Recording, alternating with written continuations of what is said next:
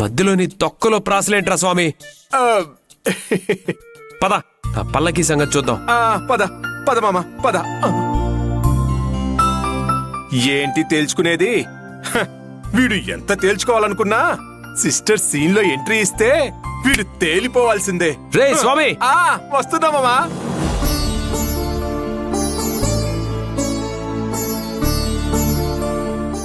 అమ్మా, నేను మనీ కంటే మనుషుల్ని నమ్మే వ్యక్తిని.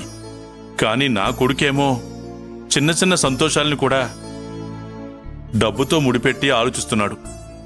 నువ్వే వాడి మనసు మార్చి నా కొడుకు కోడలు జీవితాంతం సంతోషంగా ఉండేలాగా దీవించు తల్లి.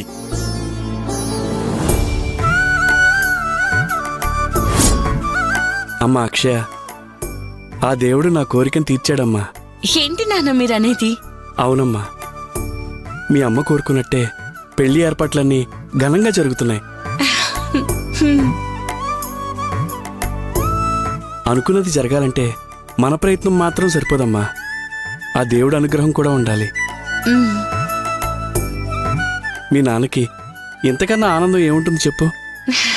మీరు ఆనందపడింది చాలు గాని ఇంకా ఆపండి. అత్యానందం చివరికి అనర్థాలనే తెస్తుంది అంటారు.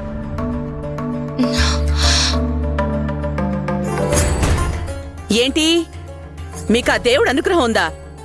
మీకుంది అనుగ్రహం కాదు, శాపం. నోటుకొచ్చినట్టు మాట్లాడకు రత్నవల్లి. నాన్న ప్లీజ్ మీరు కోపడకండి. ఏంటమ్మా ఇప్పుడు నువ్వు కోపడేలా ఏం జరిగింది? ఇంకా ఏం జరగాలే? జరిగింది చూశాక నా కొళ్ళు మండిపోతోంది. నీ పెళ్లి గ్రాండ్ గా చేయాలని నీ అమ్మ, అదే మా అక్క కోరిక నెరవేర్చడానికి నేను ఎంతో కష్టపడుతున్నాను.